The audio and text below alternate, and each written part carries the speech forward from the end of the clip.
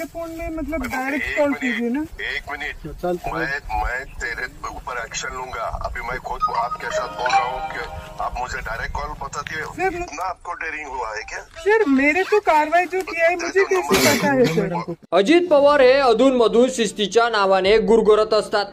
बेशिस्त व बेकायदेशीर कामे करणाऱ्यांना टायरमध्ये उलटे लटकून मारू अशा सूचना आणि मार्गदर्शन अजित पवार यांनी अलीकडेच केले। पण माड्याच्या मुरुम प्रकरणात स्वतः पवार हे बेकायदेशीर गुन्हेगारी स्वरूपीच्या कामाला संरक्षण देतात। त्यामुळे बारामतीच्या कोणत्या चौकात टायर टाकून त्यावर श्री अजित पवार स्वतःला उलटे लटकून घेणार आहात असा हल्ला ठाकरेंच्या शिवसेनेकडून करण्यात आला। कारण ज्या करड्या शिस्तीचे कष्टी संकटात ज्याच्या कर्तबगारीचे नगारे वाजवले जातात त्या अजित पवार यांनी बेकायदेशीर खाण उद्योगात संरक्षण देण्यासाठी करमाळ्याच्या पोलीस उपाधीक्षकांना उघड धमकी दिल्याच्या प्रकरणाने राज्याच्या अब्रूचे 3-13 वाजलेले आहेत। बेकायदेशीर पद्धतीने मुरुम उत्खनन करणाऱ्या विरुद्ध जनतेच्या तक्रारी येताच करमाळ्याच्या पोलीस उपाधीक्षकांनी अंजना कृष्णा यांनी या चोरट्या विरोधात कारवाई सुरू केली। हे चोरटे मंडळ अजित पवार पक्षाचे कार्यकर्ते होते। त्यांनी IPS अंजना कृष्णा यांच्या विरोधात थेट अजित पवारांकडे तक्रार केली व पवारांना फोन लावून अंजना कृष्णा यांच्याकडे दिला। आमच्या लोकांवरील कारवाई थांबवा नाहीतर मी तुमच्यावर ऍक्शन घेईल अशी सरळ धमकीच पवारांनी दिली।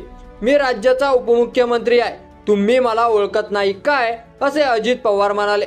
मुळात ज्या बाबा जगताप या चोरट्यावर पोलीस अधिकाऱ्यांनी कारवाई केली त्या चोरट्याच्या फोनवरून अजित पवार IPS अधिकाऱ्यांना धमकावतात व आपल्या पक्षाच्या गुन्हेगार कार्यकर्त्यांना संरक्षण द्या असे सांगतात। याची दखल केंद्रीय गृहमंत्री व देशाच्या कॅबिनेट सचिवांनी घेतली पाहिजे। पवार हे स्वतःला शिस्तबद्ध वगैरे मानतात, पण त्यांनी बेशिस्त कामातून हजारो कोटीची संपत्ती जमा केली व आपल्या इतर सहकाऱ्यांनाही तसे करण्यास उत्तेजन दिले। त्यांच्या 70,000 कोटीच्या सिंचन घोटाळ्यावर स्वतः पंतप्रधान मोदी व मुख्यमंत्री देवेंद्र फडणवीस यांनी प्रहार केलेले आहेत। तरी अजित पवार हे त्याच मोदी कृपेने फडणवीस मंत्रिमंडळात जाऊन बसले। आता समजले की या प्रकरणाचा गाजावाजा झाल्यावर सरकारी कामात अडथळा आणल्याबद्दल अजितदादांच्या त्या हस्तकावर गुन्हा दाखल झालेले आहेत। गुन्हा तर अजित पवारांवरही दाखल व्हायला हवा। सरकारी कामात हस्तक्षेप आणून बेकायदेशीर काम करून देण्यासाठी त्यांनी IPS अधिकाऱ्याला धमकावले। कायदा सगळ्यांसाठी समान वगैरे असेल तर मंत्र्यांवरही त्याच कायद्याने गुन्हा दाखल व्हायला हवा। उपमुख्यमंत्री अजित पवार यांनी पोलीस उपाध्यक्ष अंजना कृष्णा यांना ज्या धमक्या वगैरे देण्याचा प्रयत्न केला तो अतिशय चुकीचा आहे। मंत्र्यांची अधिकाऱ्यांना होत असलेली दमबाजी देखील योग्य नाही। राज्याच्या मुख्यमंत्र्यांसकट सर्वच नेत्यांनी संयमी भाषा वापरणे गरजेचे आहे। त्याच वेळी मंत्र्यांनी अधिकाऱ्यांना धमक्या देऊन बेकायदेशीर कामे पुढे रेटवणे बंद केले पाहिजे। महाराष्ट्रात या बाबतीत कमालीची गोष्ट निर्माण झालेली आहे। कोणी कोणाचं ऐकत नाही। जो तो नियम कायदे धाब्यावर बसून कारभार हाकू इच्छितो। राज्याच्या प्रशासनाची या लोकांनी ऐशी की तैशी करून ठेवलेली आहे। लोकशाहीत प्रशासनाला महत्त्व आहे।